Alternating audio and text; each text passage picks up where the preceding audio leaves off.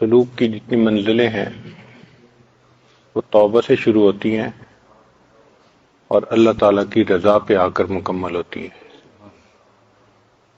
لہذا جس راستے پہ ہم اپنی زندگی گزار رہے ہیں اس کی پہلی منزل توبہ ہے، سچی توبہ۔ پھر یہ منزلیں بڑھتے بڑھتے آخری منزل اللہ کی رضا۔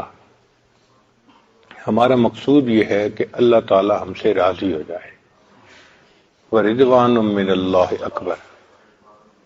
اللہ تعالیٰ کی رضا سب سے بڑی بات ہے، بڑی نعمت ہے۔ اس لیے جنتی جب جنت میں جائیں گے ان کو ہر طرح کی نعمتیں ملیں گی، وہ بہت خوش ہوں گے، انجوائے کریں گے۔ پھر اللہ تعالیٰ ہم سے پوچھیں گے، اے میرے بندو تمہیں کسی اور چیز کی ضرورت ہے؟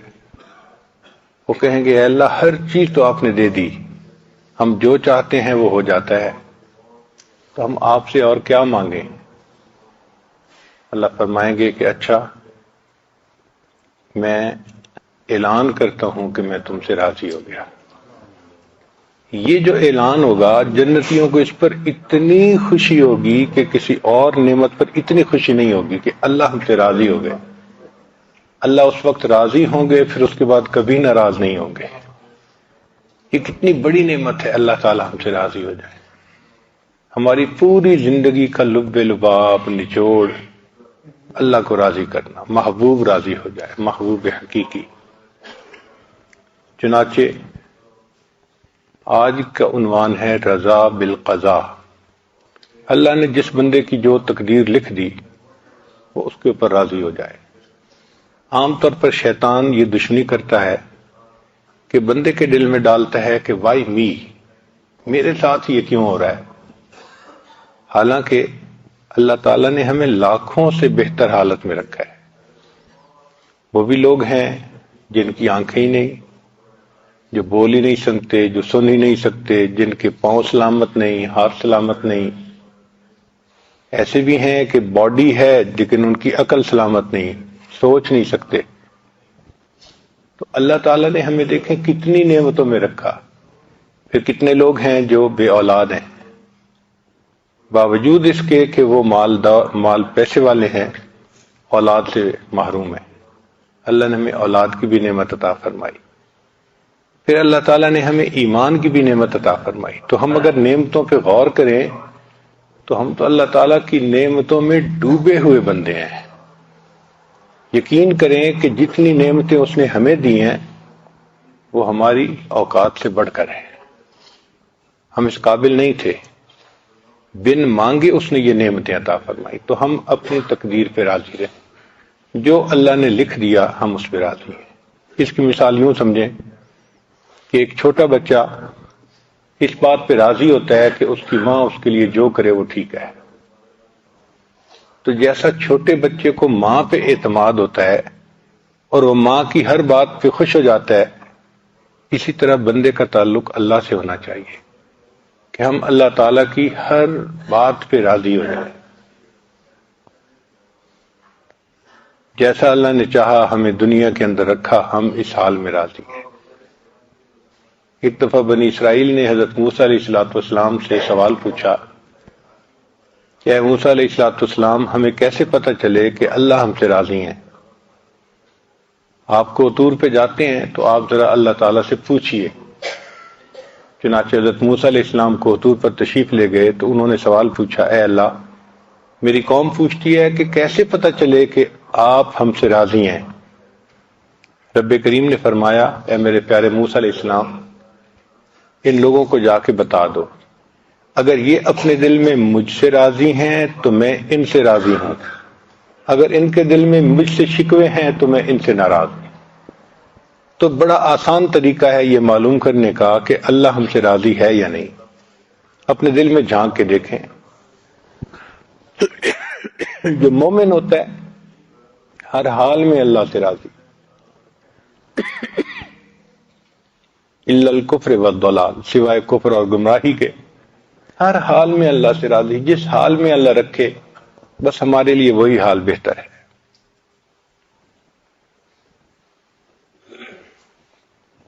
اللہ رب العزت نے ہمیں دنیا میں بھیجا تاکہ ہم اللہ رب العزت کو اپنا رب سمجھیں۔ یوم میثاق میں اللہ نے روحوں کو اکٹھا کر کے وعدہ لیا تھا، الست بربکم، کیا میں تمہارا رب نہیں ہوں؟ سب نے کہا بلا، اے اللہ آپ ہی ہمارے رب ہیں۔ تو جب سب نے عہد کر لیا تو اللہ تعالیٰ نے اس عہد کو آزمانے کے لیے بندوں کو دنیا میں بھیج دیا کہ جاؤ اور میں دیکھتا ہوں کہ دنیا میں تم رب کس کو سمجھتے ہو۔ رب کہتے ہیں پالنے والا۔ ہم دنیا میں آتے ہیں تو ہمارا رب تو اللہ ہے، لیکن اسباب کے اندر ایسا الجھ جاتے ہیں کہ ہم سمجھتے ہیں ہم زراعت سے پل رہے ہیں، ہم دکان سے پل رہے ہیں، ہم تو فیکٹری سے پل رہے ہیں، تو ہماری نظر اللہ تعالیٰ سے ہٹ جاتی ہے اور اسباب پہ آ جاتی ہے۔ یہ بہت بڑا دھوکہ ہے۔ ہم فیکٹری سے نہیں پل رہے، اللہ پال رہا ہے۔ ہم نوکری سے نہیں پل رہے، اللہ پال رہا ہے۔ ہم کھیتی سے نہیں پل رہے، اللہ ہمیں پال رہا ہے۔ اللہ تعالیٰ نے ہمارا رزق ان جگہوں میں رکھ دیا ہے، رکھنے والا اللہ ہے۔ اس کی مثال یوں سمجھیں کہ اگر ایک دیہاتی آدمی شہر آئے اور دیکھے کہ ٹوٹی میں سے پانی آ رہا ہے تو وہ تو جاہل ہے، وہ تو یہی سمجھے گا کہ ٹوٹی پانی دے رہی ہے، حالانکہ جو سمجھتا ہے وہ جانتا ہے کہ ٹوٹی سے تو پانی کا اظہار ہو رہا ہے، نکل رہا ہے، اصل میں تو پیچھے ایک پمپ ہے جو یہاں پانی بھیج رہا ہے۔ جس طرح پانی پمپ بھیج رہا ہے اور وہ ٹوٹی سے نکلتا نظر آتا ہے، اللہ تعالیٰ رزق ہمارا اپنے خزانوں سے بھیج رہے ہیں، وہ ہمیں دکان سے نکلتا نظر آتا ہے، وہ فیکٹری سے نکلتا نظر آتا ہے، وہ زراعت سے نکلتا نظر آتا ہے۔ تو اس میں دھوکے میں پڑنے کی ضرورت نہیں ہے۔ اس لیے فیکٹری کی وجہ سے کوئی ایسا کام نہ کریں جو شریعت کے خلاف ہو، بزنس میں کوئی ایسا کام نہ کریں جو شریعت کے خلاف ہو، اس لیے کہ جب اللہ نے رزق دینا ہے تو ہم کیوں کوئی کام ایسا کریں جو اللہ کو ناپسند ہو۔ اور اللہ تعالیٰ نے ہمیں جس حال میں رکھا وہ سب سے بہتر حال۔ یہ بہت بڑا سبق ہے جو ہم نے یاد کرنا ہے کہ ہمارا رب کون ہے؟ اللہ ہے۔ اس لیے قرآن مجید کی ابتدا رب کے نام سے، الحمدللہ رب العالمین، رب کے نام سے۔ اور ہر 2-4 صفحے کو الٹ کے دیکھیے، آپ کو کسی نہ کسی آیت میں رب کا نام نظر آئے گا۔ ایسے لگتا ہے جیسے پورے قرآن میں اللہ تعالیٰ نے اس رب کے لفظ کو سجا دیا ہے۔ اور پھر جو اختتام ہوا تو وہ کس لفظ پہ، کس صورت پہ؟ قل اعوذ برب الناس، وہ بھی رب کا۔ تو ابتدا میں بھی رب اور آخر پہ بھی رب۔ مقصد یہ تھا کہ تم اس یقین کو پکا کر لو کہ پالنے والا کون ہے؟ رب ہے۔ اچھا، ہم اگر نماز پڑھتے ہیں تو ہر رکن میں رب کی یاد۔ دیکھیں، ہم رکوع میں کھڑے ہو کے تلاوت کرتے ہیں تو تلاوت میں پڑھتے ہیں الحمدللہ رب العالمین، تو رب کو یاد کیا نا۔ پھر ہم رکوع کرتے ہیں قیام کے بعد تو رکوع میں پڑھتے ہیں سبحان ربی العظیم، رب کو یاد کیا۔ پھر ہم سجدہ کرتے ہیں سبحان ربی الاعلی۔ پھر ہم اتحیات میں بیٹھ جاتے ہیں تو رب جعلنی مقیم الصلاۃ، تو رب کا نام ہر جگہ، ہر رکن میں۔ مقصود یہ تھا کہ ان کے دماغ میں یہ چیز بیٹھ جائے، پکی ہو جائے کہ ہمارا رب اللہ ہے۔ یہ مضبوط ایمان ہماری ضرورت ہے کہ ہماری نظر ہر وقت اللہ تعالیٰ کی ذات پہ ہو۔ اسی لیے قرآن مجید میں جتنی بھی دعائیں ہیں، اکثر دعائیں رب کے نام سے مانگی گئی۔ رب کہتے ہیں کہ جو پرورش کرنے کا ذمہ دار ہو، جیسے بچے کی مربیہ اس کی ماں ہوتی ہے، تو ہمارے مربی کون ہے؟ اللہ تعالیٰ ہے۔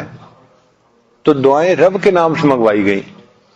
ربنا آتنا فی الدنیا، ربنا ظلمنا انفسنا، ربنا لا تزغ قلوبنا، ربنا اغفر لنا ذنوبنا و اسرافنا فی امرنا۔ تو یہ ربنا ربنا کے لفظ سے اتنی دعائیں کیوں منگوائی گئیں؟ اس میں حکمت ہے۔ اللہ تعالیٰ چاہتے تو اس کے تو 99 نام ہیں جو ہمیں معلوم ہے، اس سے زیادہ ہیں جو اس کے علم میں ہیں، تو اپنے کسی اور نام سے منگوا دیتے نام دعائیں۔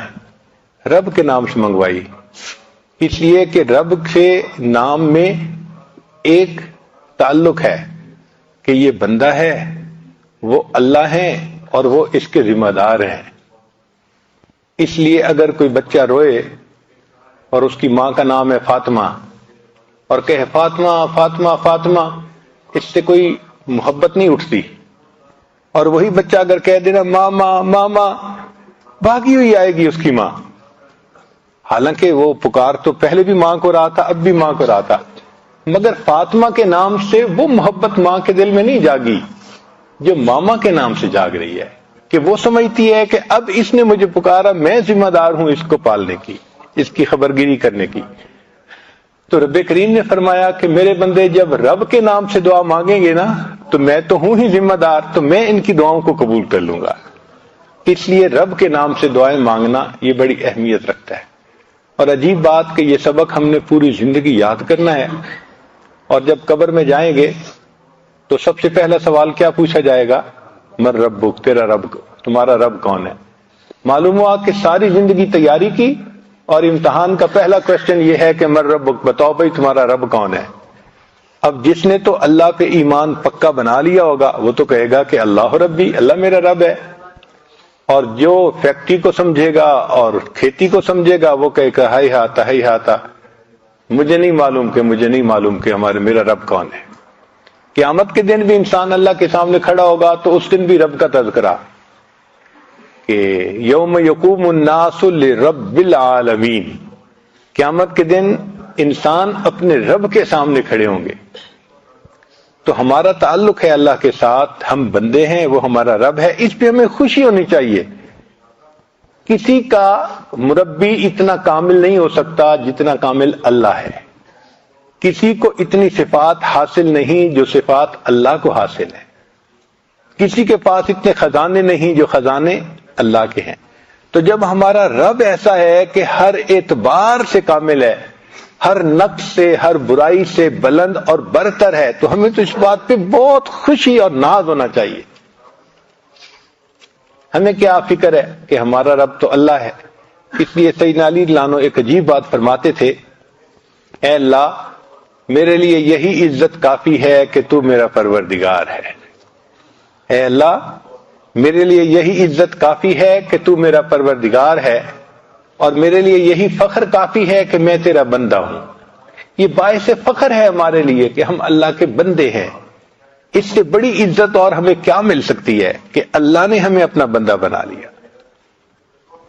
تو تین باتیں ہیں جو آج کی اس مجلس میں آپ اپنے دل میں اچھی طرح بٹھا لیں۔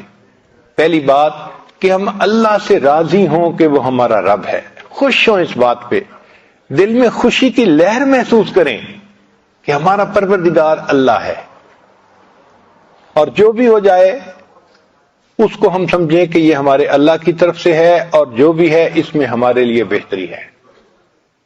اس کو کہتے ہیں رضا بالقدر، کہ تقدیر پہ راضی رہنا۔ اور دوسرا کہ ہم نبی علیہ الصلوۃ والسلام سے راضی ہوں کہ وہ ہمارے پیغمبر علیہ السلام ہیں۔ سچی بات ہے، نبی علیہ الصلوۃ والسلام کی تعلیمات کے انوارات جب نصیب ہوتے ہیں نا تو اتنا شکر کا احساس ہوتا ہے دل میں، اے اللہ آپ نے کتنا کرم کیا کہ آپ نے اپنے محبوب کو ہمارا راہبر و رہنما بنا دیا۔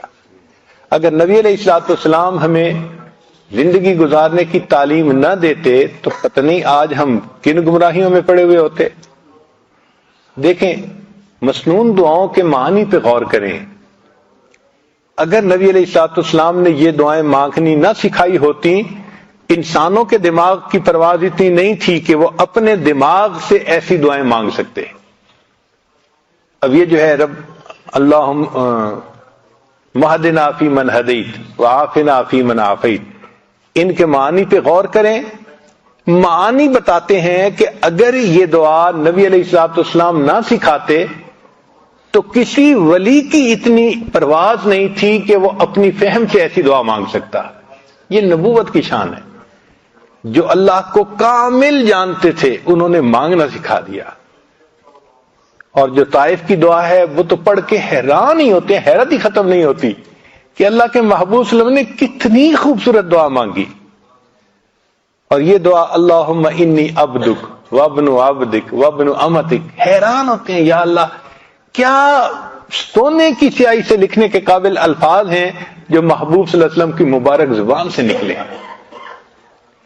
تو نبی علیہ الصلوۃ والسلام کی تعلیمات کا جب نور نصیب ہوتا ہے نا تو ایک احسان کی کیفیت دل میں آتی ہے کہ شکر ہے کہ اللہ کے حبیب صلی اللہ علیہ وسلم ہمارے معلم اور ہمارے مرشد، ہمارے نبی علیہ الصلوۃ والسلام، اور ان کی محبت دل میں آتی ہے.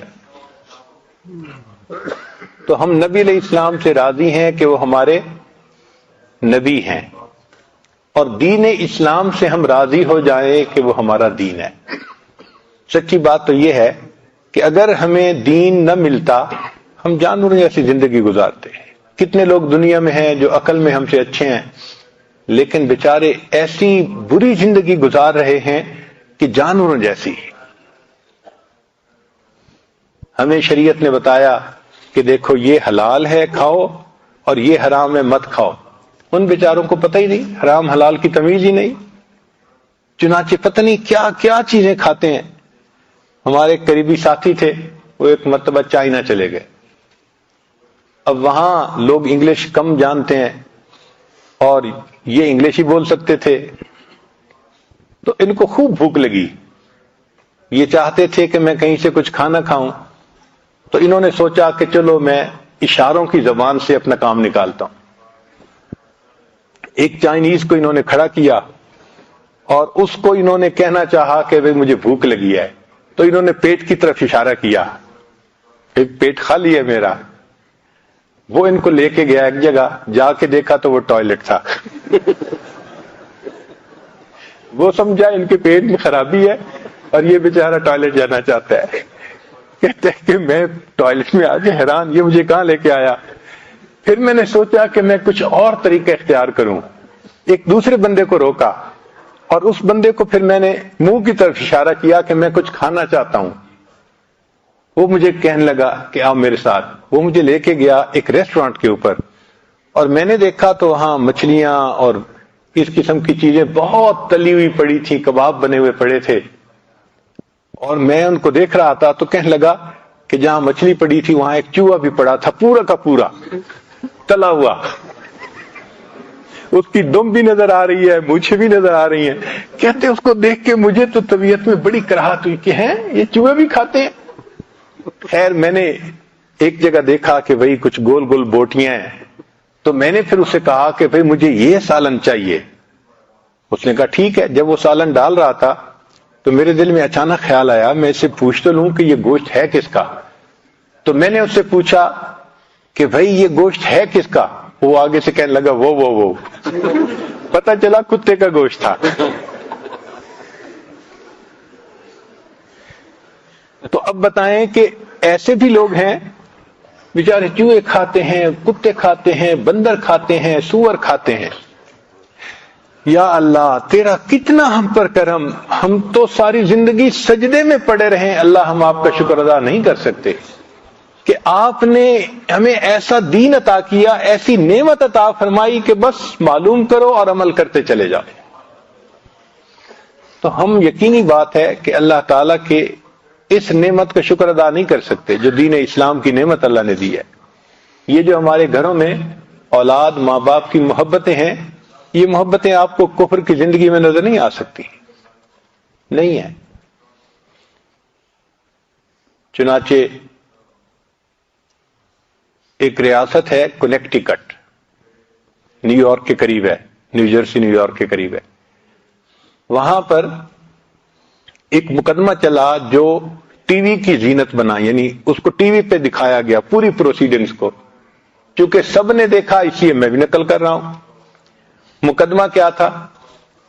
ایک ماں نے بیٹے پہ مقدمہ کیا کہ میرا خاوند فوت ہو گیا، یہ میرا جوان بیٹا ہے، میں اس کے ساتھ گھر میں رہتی ہوں. میرا مقدمہ یہ ہے کہ اس میرے بیٹے نے ایک کتا پالا ہوا ہے اور یہ دن میں تقریباً 3-4 گھنٹے اس کتے کے ساتھ گزارتا ہے. اس کو باہر لے کے جاتا ہے، کھانا کھلاتا ہے، اس کا خیال رکھتا ہے. 3-4 گھنٹے روزانہ یہ کتے کے ساتھ گزارتا ہے. میں اس کی ماں ہوں, میں اکیلی اداس ہوتی ہوں, میرا دل چاہتا ہے کہ یہ بچہ میرے کمرے میں 5 منٹ کے لیے آئے, یہ نہیں آتا, تو میں عدالت سے استدعا کرتی ہوں کہ اس کو حکم دیں کہ یہ روزانہ 5 منٹ کے لیے آ کے مجھے اپنا چہرہ ہی دکھا دیا کرے. ماں نے مقدمہ کیا اور وکیل کیا, بچے نے بھی اس کے مقابلے میں وکیل کیا, اور یہ مقدمہ چلا. دونوں طرف سے دلائل دیے گئے, اور دلائل دینے کے بعد جو مقامی قانون تھا اس کے حساب نے جج نے ججمنٹ دی کہ جی کتا اس لڑکے نے پالا ہوا ہے, کتا اس کی لائبلٹی ہے. 2 گھنٹے لگیں 5 گھنٹے لگیں اس کو لگانے پڑیں گے اس کی ضرورت کو پورا کرنے کے لیے, چونکہ اس کی ذمہ داری ہے. رہ گئی ماں, تو چونکہ بچے کی عمر 18 سال سے اوپر ہو چکی, اس کی ماں اس کی جو ہے لائبلٹی نہیں ہے. ہم قانون کے مطابق بچے کو مجبور نہیں کر سکتے کہ اپنی ماں کو روزانہ چہرہ دکھا دیا کرے. اب بتائیں جہاں ماں باپ اور اولاد کا یہ تعلق ہو وہاں کیا زندگی ہوگی.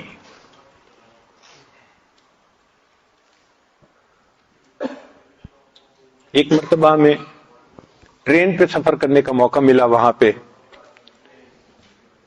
تو ایک جگہ یہ عاجز بیٹھا ہوا تھا, ایک امریکن خاتون, عمر اندازاً اس کی ہوگی کوئی 50 یا اس سے اوپر, وہ دور بیٹھی ہوئی تھی.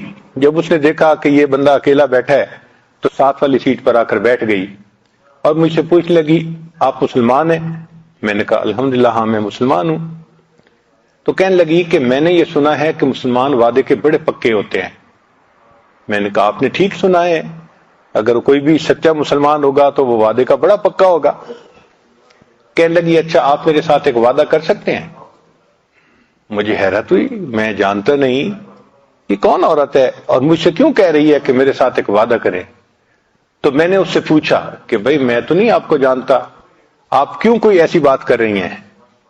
وہ کہنے لگی اصل بات یہ ہے کہ میرے 4 بچے ہیں, 3 بیٹے 1 بیٹی. وہ سارے کے سارے اسی شہر میں رہتے ہیں لیکن وہ جوان ہو چکے ہیں اور ان کے پاس اتنی فرصت نہیں کہ وہ میرے پاس آ سکیں.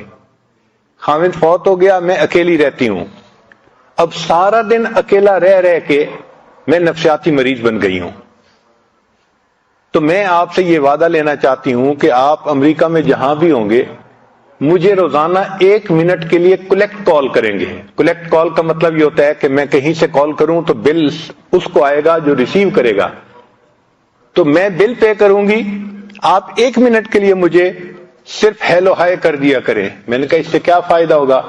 کہنے لگی کہ مجھے ہوپ رہے گی کہ آج دن میں مجھے بھی کال آئے گی اور کوئی بندہ مجھ سے پوچھے گا تم کیسی ہو.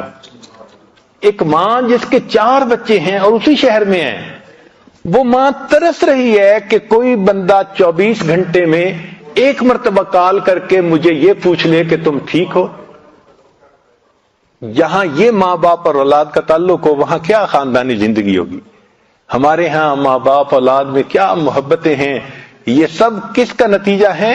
دین اسلام کی تعلیمات کا نتیجہ ہے. الحمدللہ بچے ماں باپ پہ قربان ہوتے ہیں, ماں باپ اولاد پہ جان دیتے ہیں. یہ محبتیں سب اس وجہ سے ہیں. تو یہ دین اسلام کی برکت ہے جو اللہ نے ہمیں عطا فرمائی ہے. یہ جو پاک رہنا, صاف رہنا, یہ دین اسلام کی برکت ہے جو اللہ نے ہمیں عطا فرمائی ہے. تو ہم 3 باتوں میں بہت خوش ہوں. کیا؟ اللہ تعالیٰ سے خوش ہوں کہ وہ ہمارا رب ہے, نبی علیہ السلام سے خوش ہوں کہ وہ ہمارے پیغمبر ہیں, اور دین اسلام سے خوش ہوں کہ وہ ہمارا دین ہے. جو بندہ 3 چیزوں میں خوش ہو گیا, اب نبی علیہ السلام کی حدیث مبارکہ سن لیجئے کہ اللہ تعالیٰ کے حبیب صلی اللہ علیہ وسلم فرماتے ہیں ذاق طعم الایمان, اس بندے نے ایمان کا مزہ چکھ لیا. من رضی باللہ ربا, جو اللہ سے راضی ہو گیا کہ اللہ رب ہے, وہ بے محمد النبی, اور محمد صلی اللہ علیہ وسلم سے راضی ہو گیا کہ وہ ہمارے نبی ہیں, وہ بالاسلام دینا, اور اسلام سے راضی ہو گیا کہ وہ دین ہے. یعنی یہ 3 کام کرنے سے بندے کو ایمان کی لذت نصیب ہو جاتی ہے, چاشنی نصیب ہو جاتی ہے. تو ہمیں اللہ سے راضی رہنا چاہیے. اللہ ہمیں جس حال میں رکھا ہے ہمارے لیے وہی حال بہتر ہے. اگر کوئی اور حال ہوتا تو ہم دکھی ہو جاتے, ہم پریشان ہو جاتے. یوں بندہ سمجھتا ہے کہ میں تو بڑا دکھی ہوں، حالانکہ ہمیں اللہ تعالیٰ نے لاکھوں سے بہتر حال میں رکھا ہے۔ شکوے کرنا، یہ کہنا کہ یہ نہ ہوا وہ نہ ہوا، یہ اللہ تعالیٰ کو ناپسند ہے۔ چنانچہ فرمایا کہ جس نے یہ چاہا کہ جس وقت جو چیز اللہ جل شانہ نے پیدا فرمائی اس وقت میں کوئی دوسری چیز پیدا ہوتی تو اس نے اپنے جہل و نادانی میں کوئی دقیقہ نہ چھوڑا۔ مشائخ نے لکھا ہے رضا کیا ہے؟ فرماتے ہیں ہوا سرور القلب یمر بمر القضاء، کہ قضاء کے اوپر دل کو سرور مل جائے، اس کو رضا کہتے ہیں۔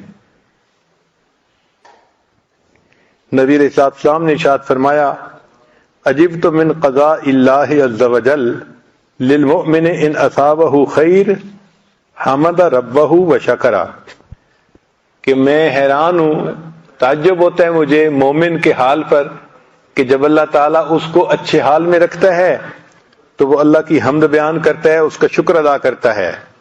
وَإِنْ أَصَابَتْهُ مُصِیبَةٌ، اور اگر اس بندے کو کوئی مصیبت پہنچتی ہے حامد ربہ وصبر، وہ اللہ کی حمد بیان کرتا ہے اور اس پر صبر کرتا ہے۔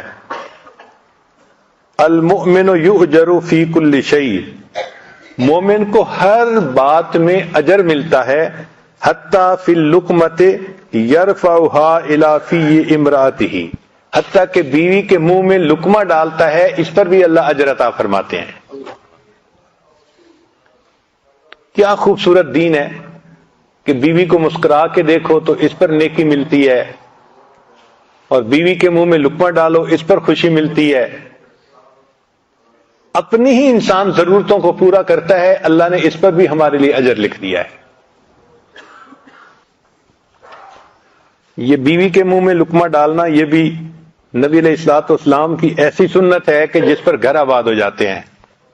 ایک مرتبہ لاہور کا ایک نوجوان تھا، اس کی شادی کو کچھ مہینے ہو گئے تھے تو ملنے کے لیے آیا۔ ہم نے پوچھا سناؤ بھائی آپ خوش ہیں؟ تو بڑا غصے میں تھا، کہنے لگا جی کیا کروں، بس ماں باپ نے ایسی بیوی ڈھونڈ کے دی ہے جو بالکل جو ہے نا وہ دین سے محبت نہیں رکھتی، نماز نہیں پڑھتی، کہتا رہتا ہوں پردے کا خیال نہیں کرتی، فلاں نہیں کرتی، فلاں نہیں کرتی۔ ایک لمبی چارج شیٹ اس نے بنائی ہوئی تھی۔ تو مقصد اس کا یہ تھا، یہ کہتے ہیں to read in between the line, کہ اگلا بات تو کر رہا ہے لیکن مدعا کیا ہے یہ سمجھنا پیر کا مقصد، پیر کا کام ہوتا ہے۔ ہمارے حضرت فرمایا کرتے تھے اگر مرید ہونا 420 تو پیر ہوتا ہے 840۔ اللہ تعالیٰ ان کو وہ فہم دے دیتے ہیں کہ وہ سمجھ جاتے ہیں کہ یہ چاہتا کیا ہے۔ اور ہمارے حضرت رحمت اللہ کو تو اللہ نے کشف عطا فرمایا تھا۔ ایک مرتبہ کراچی میں یہ عاجز خدمت میں حاضر تھا تو ایک عالم آئے، تو مجھے پتا تھا کہ یہ عالم حضرت سے کیا پوچھنے کے لیے آئے ہیں، تو میں حضرت کی خدمت میں حاضر ہوا اور میں نے کہا کہ حضرت وہ فلاں عالم آپ سے ملنے کے لیے آئے ہیں۔ حضرت نے میری طرف دیکھا اور فرمانے لگے میں لعنت بھیجتا ہوں اس پیر پر کہ جس کو کوئی ملنے کے لیے آئے اور پیر کو پتہ نہ چلے یہ کیوں آیا ہے۔ میں لعنت بھیجتا ہوں اس پیر پر کہ ملنے کے لیے کوئی آئے اور اس کو یہ پتہ نہ چلے یہ کیوں ملنے کے لیے آیا ہے۔ تو ہمارے حضرت کو تو اللہ نے کشف دیا تھا، اللہ نے ان کو ایسی فہم دی تھی، فراست دی تھی کہ وہ پہچانتے تھے۔ ایک مرتبہ ایک عالم تھے چکوال میں ساتھ گئے تو میں نے عرض کیا حضرت میرے ساتھ ایک عالم آئے ہیں، علاقے کے بڑے معروف عالم ہیں۔ اچھا مجھے نہیں پتا تھا، وہ پہلے حضرت سے مصافحہ کر کے چلے گئے تھے۔ تو جب میں نے یہ کہا تو حضرت مجھے فرمان لگے ہاں میں نے اسے پڑھ لیا ہے، ہاں میں نے اسے پڑھ لیا ہے۔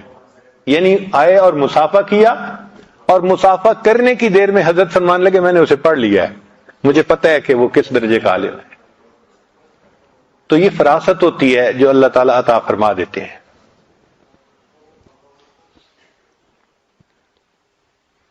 اب اس نوجوان نے آ کے نا جب لمبی چارج شیٹ بیان کی تو مجھے سمجھ لگ گئی کہ یہ کہنا کیا چاہتا ہے. وہ اصل میں مجھ سے NOC مانگ رہا تھا کہ حضرت جی کہہ دیں کہ تم اس کی طبیعت ذرا ٹھیک کرو تو میں بیوی کو جو ہے ذرا ٹھیک کر دوں گا.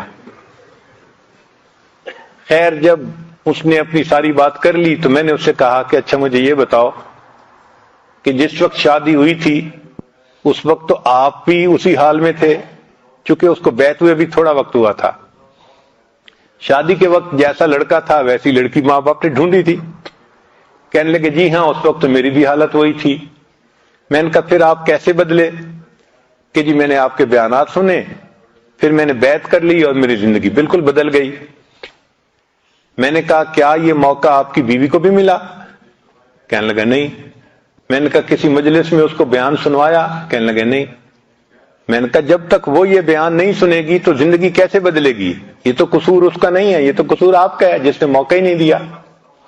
تو تھوڑا سا نا وہ سلو ہو گیا کہ بھئی میں جس شد و مد کے ساتھ آیا تھا نا یہاں یہ سلسلہ نہیں چلے گا. اچھا خیر میں نے پھر اس کے بعد اس سے ویسے باتیں کی، جنرل باتیں جو ہوتی ہیں نوکری کے بارے میں ادھر ادھر کی. اور پھر اس کے بعد اس کو رخصت کرتے ہوئے میں نے کہا کہ آپ ایسا کریں کہ جب جائیں نا تو جاتے ہوئے راستے سے مٹھائی کا ایک ڈبہ لے لیں. اس نے پوچھا جی؟ میں نے کہا وہ جا کے جب گھر میں دسترخوان بچھے نا کھانے کے لیے تو وہ مٹھائی کا ڈبہ بھی اس کے اوپر رکھنا اور ان میں سے مٹھائی کا ایک ٹکڑا اٹھا کے نا بیوی کے منہ میں ڈالنا. وہ مجھ سے پھر پوچھتے جی؟ اس کو سمجھ نہیں آ رہی تھی کہ بھئی یہ مجھے کیا رہے ہیں. وہ تو آیا تھا اس کو سیدھا کرنے کی نیت سے اور ہم اسے کہہ رہے تھے کہ بیوی کے منہ میں مٹھائی کا. تو پھر میں نے اسے کہا کہ بھئی میں فارسی نہیں بول رہا اردو میں بات کر رہا ہوں، آپ مقصد کو سمجھیں کہ جائیں اور یہ سنت عمل ہے اور آپ تو ماشاءاللہ اب بہت سنتوں پہ عمل کرتے ہیں تو اس سنت پہ بھی عمل کریں. کہنے لگا جی ٹھیک ہے. وہ چلا گیا. اللہ کی شان دیکھیں کہ دوسرے دن بیوی کو لے کے آیا، میری بیوی بیعت ہونے کے لیے آئی ہے. میں نے پوچھا کیسے؟ کہنے لگا میں گھر گیا، مٹھائی کا ڈبہ دسترخوان پہ رکھوایا تو بیوی خاموشی سے دیکھتی رہی کہ یہ ہو کیا رہا ہے. پھر لقمہ کھاتے کھاتے میں نے ایک گلاب جامن اٹھایا اور بیوی کے منہ کی طرف بڑھایا تو وہ میری طرف دیکھنے لگی کہ کیا کر رہے ہو. تو میں نے کہا کہ یہ مجھے حضرت صاحب نے بتایا ہے کہ نبی علیہ السلام کی سنت ہے تو میں اس سنت پہ عمل کر رہا ہوں، تمہارے منہ میں یہ لقمہ. کہنے لگے بیوی نے وہ مٹھائی کا ٹکڑا کھا تو لیا لیکن اس کے بعد وہ سر جھکا کر بیٹھ گئی اور مجھے کہنے لگی کہ اچھا مجھے نبی علیہ السلام کی اور سنتیں بھی سکھاؤ، مجھے نبی علیہ السلام کی اور سنتیں بھی سکھاؤ. ایک سنت پر عمل کرنے سے اس بچی نے پردہ بھی شروع کر دیا، نماز بھی شروع کر دی، زندگی کی ترتیب ہی بدل لی اس نے.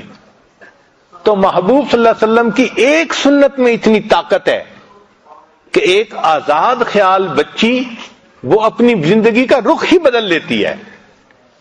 اگر کسی کی بیوی دین کی طرف نہیں آتی تو یہ اس کے خاوند کا قصور ہوتا ہے کہ اس نے دین کو مجسم شکل میں پیش نہیں کیا ہوتا.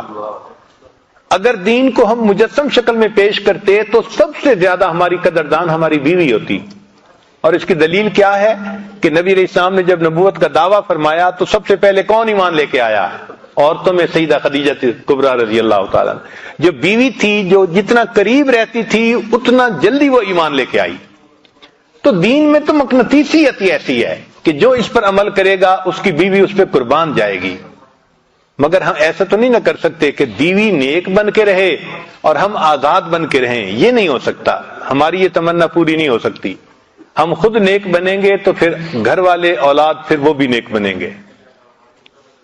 تو بہرحال ہم اللہ رب العزت سے راضی ہیں کہ وہ ہمارے رب ہیں، نبی علیہ السلام سے راضی ہیں کہ وہ ہمارے پیغمبر ہیں، اور ہم دین اسلام سے راضی ہیں کہ وہ ہمارا دین ہے.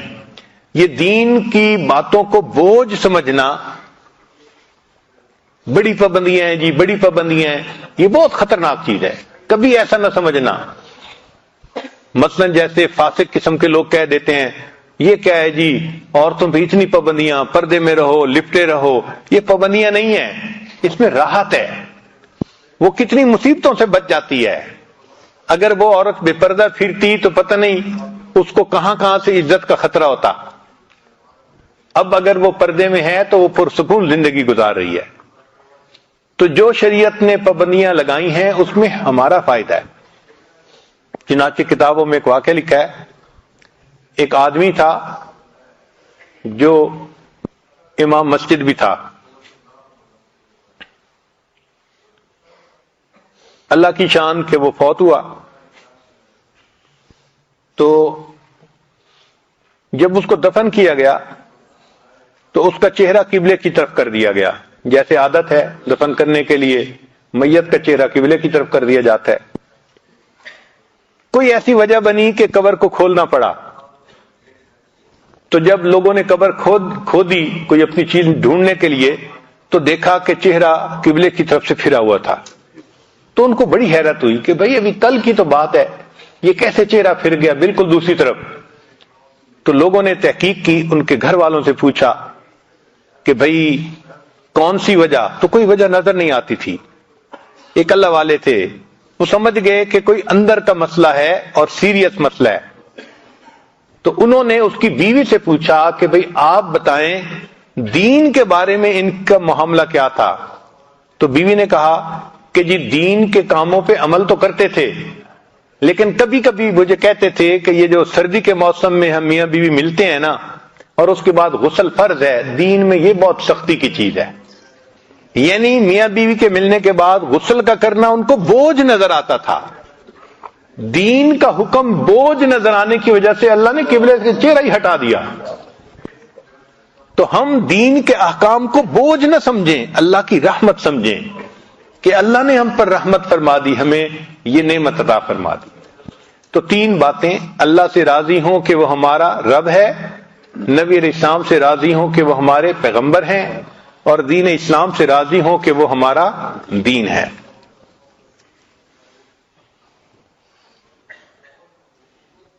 قال رسول اللہ صلی اللہ علیہ وسلم الصبر رضا، کہ تقدیر کے اوپر صبر کرنا اس کا نام رضا ہے. نبی علیہ السلام نے ارشاد فرمایا الرضا غنیمتی، کہ رضا میری غنیمت ہے.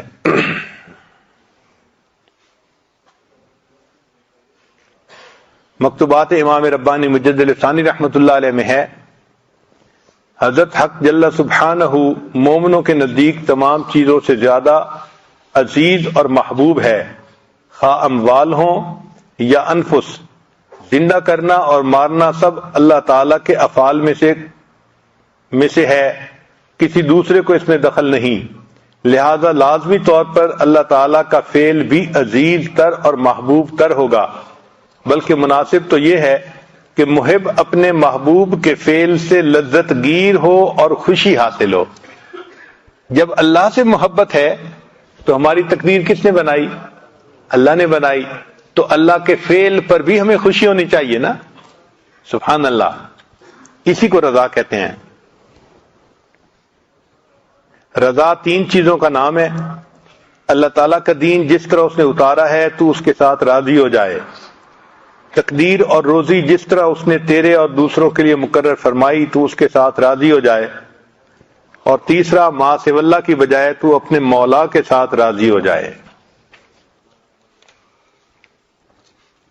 جنید رحمت اللہ علیہ فرماتے تھے رضا یہ ہے کہ تو اپنے اختیار کو ترک کر دے. حارث رحمت اللہ علیہ فرماتے تھے حکم الہی کے جاری ہونے پر دل کو سکون حاصل ہونا رضا ہے. ذنون مصری رحمت اللہ فرماتے تھے قضاء الہی کے گزرنے کے ساتھ ساتھ دل کا خوش ہونا یہ رضا ہے.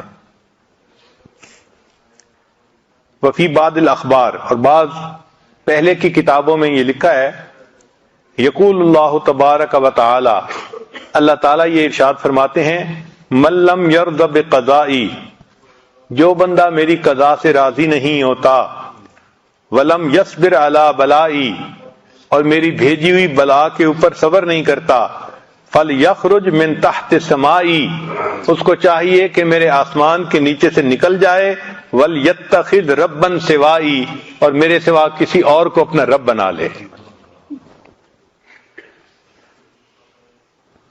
وَأَوْحَى اللَّهُ تَعَالَى إِلَى داؤد علیہ السلام، اللہ تعالیٰ نے داؤد علیہ السلام کی طرف وحی نازل فرمائی، یا داؤد ترید و ارید، ایک ہے تیری مرضی اور ایک ہے میری مرضی، ولا یکون الا ما ارید، مگر ہوگا وہ جو میری مرضی ہوگی، فَإِن سَلَّمْتَ لِي ما ارید، اگر تو چاہے کہ جو میری مرضی ہے تو اتیت تو آتیک بما ترید، اتیتک بما ترید، اگر تو چاہے کہ میری مرضی پوری ہو تو میں تمہیں وہ بھی عطا کر دوں گا جو تمہاری مرضی ہے، اور اگر تو چاہے کہ وہ پورا ہو جو تیری مرضی ہے تو میرے بندے میں تجھے تھکا بھی دوں گا اور مرضی تو میری ہی پوری ہوگی۔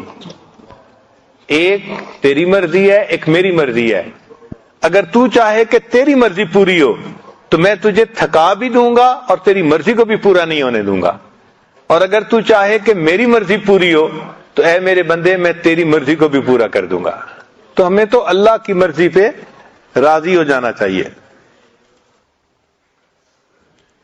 لقمان علیہ السلام نے اپنے بیٹے سے کہا، اوصی کا بخصال، اے بیٹے میں تجھے ایک بات کی نصیحت کرتا ہوں، تقربک من اللہ، وہ اللہ کے تمہیں قریب کر دے گی بات، وتباعدک من سخطہ، اور اللہ کے غصے سے تجھے دور کر دے گی، ان تعبد اللہ لا تشرک بہ شیئا، کہ تو اللہ کی عبادت کر اور اللہ کے ساتھ کسی کو شریک نہ بنا، وَإِن تَرْضَى بِقَدَرِ اللَّهِ فِيمَا أَحْبَبْتَ وَكَرِهْتَ، اور تو اللہ کی تقدیر پہ راضی ہو جا جو تجھے اچھی لگے یا بری لگے، کوئی بات بھی ایسی تو اس پہ راضی ہو جا، یعنی کوئی چیز پسند ہے، مرضی کے موافق ہے یا مرضی کے خلاف ہے، اس پہ اللہ سے راضی ہو جا، یہ چیز تجھے اللہ کے غصے سے دور کر دے گی۔ عمر بن الخطاب رضی اللہ عنہ نے ابو موسیٰ اشعری رضی اللہ عنہ کو خط لکھا، اس میں فرمایا، اما بعد فإن الخیر کلہ فی الرضا، خیر ساری کی ساری اللہ کی رضا میں ہے، فإن استطعت ان ترضى وإلا فاصبر، تجھے چاہیے کہ تو اللہ سے راضی ہو جائے ورنہ تو تقدیر کے اوپر صبر کر۔ امام ربانی مجدد لسانی رحمۃ اللہ فرماتے ہیں کہ مقام رضا مقام محبت سے بلند ہے، مقام رضا مقام محبت سے بلند ہے۔ فرماتے ہیں مقام رضا محبت اور حب کے مقام سے بھی بالا تر ہے، کیونکہ مرتبہ رضا مرتبہ محبت سے بلند ہے، چونکہ محبت میں اجمالاً اور تفصیلاً انسیت کا وجود ہے، اور مقام رضا میں نسبتیں حذف ہو جاتی ہیں جو حضرت حق سبحانہ کی ذات کے مناسب ہیں، اور مقام رضا کے اوپر حضرت خاتم الرسل علیہ الصلاۃ والتسلیمات کے علاوہ کسی کا قدم نہیں ہے، یعنی جتنے لوگوں کو بھی معرفت نصیب ہوئی ان کو مقام محبت تک معرفت نصیب ہوئی، اور اللہ کے حبیب صلی اللہ علیہ وسلم کو مقام رضا تک ہوئی۔ شاید اسی مقام کی خبر دیتے ہوئے نبی علیہ السلام نے فرمایا ہے، لی مع اللہ وقت لا یسعنی فیہ ملک مقرب ولا نبی مرسل، میرے لیے اللہ تعالیٰ کے ساتھ ایک ایسا وقت بھی ہوتا ہے جس میں کوئی مقرب فرشتہ اور نبی مرسل شریک نہیں ہوتا۔ اب علامات ہیں کہ بندہ رضا کے مقام تک کب پہنچتا ہے۔ پہلی علامت عین مصیبت میں محبت کا بھڑکنا، یعنی اللہ تعالیٰ کی طرف سے بندے کے اوپر کوئی مصیبت آئے اور بندے کے دل میں اللہ کی محبت جوش مار رہی ہو، یہ پہلی علامت۔ چنانچہ ایک صحابی کے بارے میں آتا ہے کہ ان کو پھوڑا نکل آیا، جس پھوڑے سے کہ موت آ جاتی تھی، اور کافی تکلیف کے عالم میں تھے۔ اس تکلیف کے عالم میں وہ اللہ تعالیٰ کو مخاطب کر کے کہتے تھے، اے میرے مالک تو جو چاہے میرے ساتھ کر، میں تیری محبت کے اوپر ابھی بھی قائم ہوں۔ اے اللہ تو جو چاہے میرے ساتھ کر، میں تیری محبت پر ابھی بھی قائم ہوں۔ اور ابو سلیمان فرماتے ہیں اذا صلی العبد عن الشہوات فہو راض، جو بندہ شہوات کو چھوڑ دے وہ اپنے اللہ سے راضی ہو گیا۔ عبداللہ ابن مبارک رحمۃ اللہ فرماتے ہیں الرضا لا یتمنا خلاف حالہ، اپنے حال کے خلاف جو بندہ تمنا نہ کرے وہ اللہ سے راضی ہوتا ہے۔ رضا بالقضاء کے انعامات، کہ جو بندہ اللہ تعالیٰ کی تقدیر پہ راضی ہو جاتا ہے، اللہ سے خوش ہو جاتا ہے، پھر اس کے بعد اس کو انعام کیا ملتا ہے؟ کمال ایمان کا ذائقہ چکھنا، ذاق طعم الایمان من رضی باللہ ربا و بالاسلام دینا و بمحمد الرسولہ۔ دوسرا اللہ کی محبت کا ملنا، چنانچہ الرضا باب اللہ الاعظم و جنت الدنیا، یعنی جو انسان اللہ پہ راضی ہو جاتا ہے اس کو گویا دنیا کی جنت نصیب ہو جاتی ہے، ایسا سکون مل جاتا ہے اس کے دل میں، پھر ایسے بندے کو جنت کی بشارت ملتی ہے۔ یا ایتھا النفس المطمئنہ ارجعی الی ربک راضیۃ مرضیہ فادخلی فی عبادی وادخلی جنتی۔ مصیبت پر راضی رہنے والے کے لیے جنت کی بشارت۔ اس پر ابو موسیٰ اشعری رضی اللہ عنہ کی ایک حدیث ہے جو انہوں نے نقل کی کہ اذا مات ولد العبد قال اللہ للملائکۃ، جب کسی بندے کا بیٹا فوت ہو جائے تو اللہ تعالیٰ ملائکہ کو فرماتے ہیں قبضتم ولد عبدی، تم نے بندے کے بچے کی روح قبض کر لی؟ فیقولون نعم، ملائکہ کہتے ہیں جی ہاں۔ فیقول، اللہ فرماتے ہیں قبضتم ثمرۃ فؤادہ، تم نے اس کے دل کے پھل کو توڑ لیا؟ فیقولون نعم، وہ کہتے ہیں ہاں۔ فیقول، اللہ فرماتے ہیں ماذا قال عبدی، بندے نے کیا کہا؟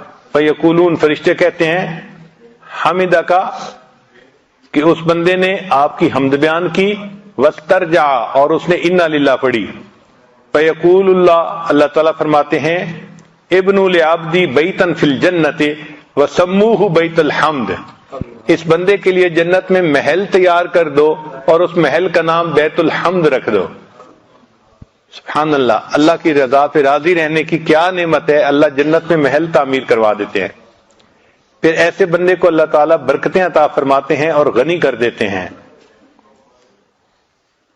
فمن رضی بما قسم اللہ لہ، جو راضی ہو گیا جو اللہ نے اس کے لیے رزق کو تقسیم کیا، یعنی تقدیر میں لکھا، بارک اللہ لہ فیہ ووسعہ، اللہ تعالیٰ اس کے لیے برکت ڈال دیتے ہیں اور اس کو فراخی عطا فرما دیتے ہیں۔ پھر جو بندہ اللہ سے راضی ہوتا ہے، اسرع الناس مرن علی الصراط، پل صراط سے جو لوگ گزریں گے ان میں سب سے زیادہ تیز رفتاری کے ساتھ وہ بندہ گزرے گا جو اللہ کی رضا پہ راضی رہے گا۔ پھر جلساء الرحمن یوم القیامہ، کہ جو بندے اللہ سے راضی ہوں گے وہ قیامت کے دن اللہ تعالیٰ کے ہم جلیس ہوں گے، مجلس میں بیٹھنے کی ان کو سعادت نصیب ہوگی اور اللہ کی ان کو رضا حاصل ہوگی اور ان کو افضل درجات حاصل ہوں گے جنت میں۔ پھر ان کو اجر عظیم حاصل ہوگا، جو اللہ سے راضی ہوتے ہیں ان کو اللہ تعالیٰ اجر عظیم عطا فرماتے ہیں۔ اور ایک حدیث مبارکہ ہے، وہب بن منبہ رحمۃ اللہ علیہ نقل کرتے ہیں کہ داؤد علیہ السلام کو اللہ نے وحی نازل فرمائی کہ قال داؤد علیہ السلام، داؤد علیہ السلام نے پوچھا رب ایو عبادک ابغض الیک، اے اللہ بندوں میں سے کون سا بندہ آپ کو سب سے زیادہ ناپسند ہے؟ قال، وہ بندہ جو میری تقدیر پہ راضی نہیں رہتا، وہ مجھے اپنے بندوں میں سب سے زیادہ ناپسند بندہ ہے۔ جو شخص کے قضاء سے جنگ کرتا ہے وہ ذلیل ہوتا ہے، اللہ اسے ذلت عطا فرماتے ہیں۔ تو اللہ تعالیٰ کے ہر کام میں خیر ہوتی ہے، بندے کو چاہیے کہ اللہ کے ہر کام میں راضی رہے۔ یہ اسرائیلیات میں ایک واقعہ ہے کہ ایک عابد تھا بنی اسرائیل کا، اس نے دعا مانگی کہ یا اللہ میں نے اتنے سال آپ کی عبادت کی، اب آپ مجھے یہ بتا دیجئے کہ جنت میں مجھے کون سی بیوی ملے گی؟ تو اسے خواب میں بتا دیا گیا کہ فلاں جگہ جاؤ تو بکریوں کو چرانے والی ایک عورت ہے، وہ تمہاری جنت میں بیوی ہوگی۔ چنانچہ وہ بندہ گیا تو اس کو اس جگہ پر ایک عورت مل گئی۔ اس نے اس کو کہا کہ میں چاہتا ہوں کہ میں 2-3 دن تمہارے قریب رہوں تاکہ مجھے تمہاری عبادت کا پتہ چلے کہ تم کیسی کرتی ہو۔ اس نے کہا ٹھیک ہے۔ چنانچہ یہ وہاں رہا۔ اس نے دیکھا کہ نہ وہ دن میں روزہ رکھتی تھی اور نہ وہ رات کو لمبی تہجد پڑھتی تھی، جبکہ یہ بندہ صائم الدہر تھا اور قائم اللیل تھا، ساری رات عبادت کرتا تھا، سارا دن روزہ رکھتا تھا۔ تو جب 2-3 دن اس نے دیکھا کہ بھئی اس کی تو عبادت کچھ بھی نہیں ہے میرے مقابلے میں، اس کو بڑی حیرت ہوئی کہ بھئی اتنی میں عبادت کرتا ہوں اور سالوں سے کر رہا ہوں، اور میرے درجے میں یہ عورت پہنچے گی اور میری بیوی بنے گی کہ جو ساری رات آرام سے سوتی ہے اور سارا دن جو ہے اپنا کام میں لگی رہتی ہے اور روزہ بھی نہیں رکھتی سوائے فرض روزوں کے۔ تو اس نے پھر اس سے تیسرے دن پوچھ لیا کہ تیرا کون سا عمل ہے جو اللہ کو پسند آیا، جس کی وجہ سے اللہ نے تیرے رتبے جنت میں بلند فرما دیے؟ اس عورت نے کہا کہ میں زیادہ عبادت نہیں کرتی، ایک عام زندگی گزارتی ہوں، بس اتنی بات ہے کہ میں اپنے اللہ سے اس سے راضی ہوں، اس نے جو میری تقدیر بنا دی میں اپنے رب سے راضی ہوں۔ تو اس نے کہا کہ ہاں تیرا یہ عمل ہے جس کی وجہ سے اللہ نے جنت میں تیرے درجوں کو بلند کر دیا۔ تو عبادت کیے بغیر جنت میں درجے بلند ہوں گے اس عمل پر کہ انسان اللہ سے راضی ہے۔ تو آج کی مجلس میں ہم نے یہ سبق سیکھا کہ ہم اپنی تقدیر پہ راضی ہوں، اور یہ صرف زبان کے الفاظ نہ ہوں، یہ دل کی کیفیت ہو، دل میں خوشی ہو کہ اللہ ہمارے رب ہیں، نبی علیہ السلام ہمارے پیغمبر اسلام ہے، اور دین اسلام ہمارا دین ہے، اور اللہ نے ہمیں جس حال میں رکھا ہوا ہے یہ بہترین حال ہے۔ جو لکھ دیا ہم اپنے مالک پہ راضی ہیں، ہم اپنے محبوب پہ راضی ہیں۔ جیسے امام ربانی مجدد نے ہم نے فرمایا کہ جب محبوب سے محبت ہوتی ہے تو جو کام محبوب کرے اس سے بھی محبت ہوتی ہے۔ تو اللہ نے ہماری تقدیر بنائی، ہم اس پہ بھی خوش ہیں کہ اللہ نے ہماری تقدیر جیسے بنائی۔ اللہ تعالی ہمیں مقام رضا عطا فرمائے۔ وآخر دعوانا ان الحمد للہ رب العالمین۔